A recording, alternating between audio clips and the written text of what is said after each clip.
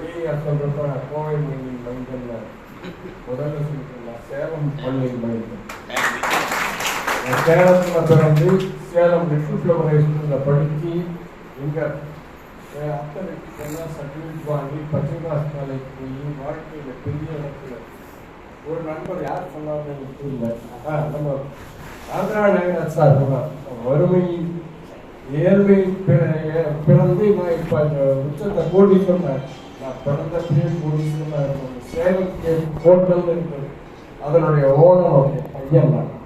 ஆனால் வாழ்க்கையில் தடம் புரண்டு பல வியாபாரங்கள் செய்து, அதாவது நம்ம சின்ன சேலத்துல ஒருத்தர் வந்திருந்த சவுத் பாண்டிச்சேரி அந்த ஏரியாவோட ஃபில்ம் டிஸ்ட்ரிபியூட்டராக இருந்து கரகாட்டக்காரன் தளபதிகள்லாம் பண்ணி பாண்டிச்சேரி பாலாஜி தேட்டர் நடத்தி பெரிய பெரிய லட்சங்களும் போட்டு நம்ம இன்வெஸ்ட் பண்ணி செஞ்சு இழந்து நொந்து வாழ்க்கையின் தோல்வி நம்பிக்கை பிறகு வாழ வைக்கணுன்றப்ப சில பேர் துரோகம் பண்ணுவாங்க. அதனால நான் துரோகத்தில் நிறைய பேர் என்னை ஏமாற்றிருக்காங்க.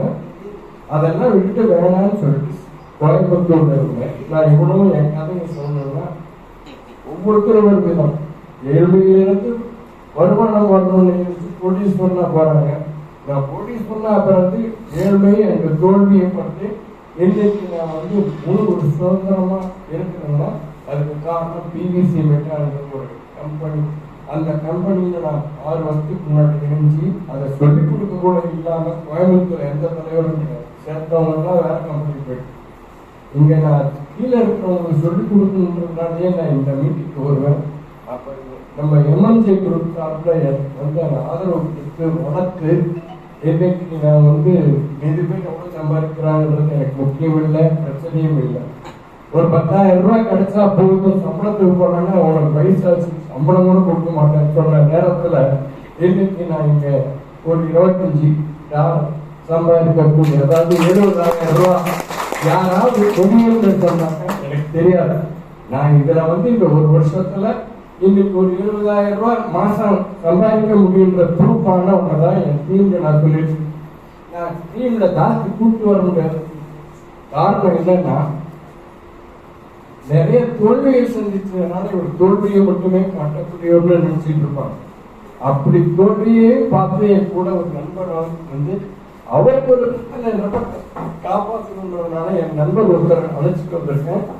இது எல்லாருக்குமே சொல்ல வேண்டிய என்னன்னா, பிவிசி மெட்டாவை நம்புங்க, உங்க லீடர்ஸை நம்புங்க. பணம் முக்கியம் இல்லை, பணம் தானா வரும். என்னுடைய வாய்ப்பு கொடுத்தமைக்கு நன்றி. நான் பேசவே மாட்டேன், வடிவேல ஏற்க தெரியும். இந்த மீட்டிங் வந்ததுக்கு அப்புறம் தான் பேசி பேசி நான் ஓரளவு வளர்ந்துருக்கேன். என்னன்னாக்கா பல்லு புறா போயிடுச்சு, ஞாபகமே கிடையாது. இன்னைக்கு ஒவ்வொருத்தருடைய பேரு சொல்ற அளவுக்கு இந்த மீட்டிங் இருக்கு. ஓமனூர்ல இருந்து அவர் நம்ம ஆனந்தனையா சிறந்த சிற்பனை, அதாவது கற்பனை சிலதெல்லாம் மீட்டிங்ல கேட்டு அது பிரகாரம் நடந்துக்கிறேன். அதே மாதிரி தர்மபுரி ரங்கநாதன், ஆந்திரா நாகராஜன், இவங்க பேரெல்லாம் இப்ப சொல்றேன்னாக்க இங்க அடிக்கடி நான் வர்றதுனாலதான் என்னால முடிஞ்சது.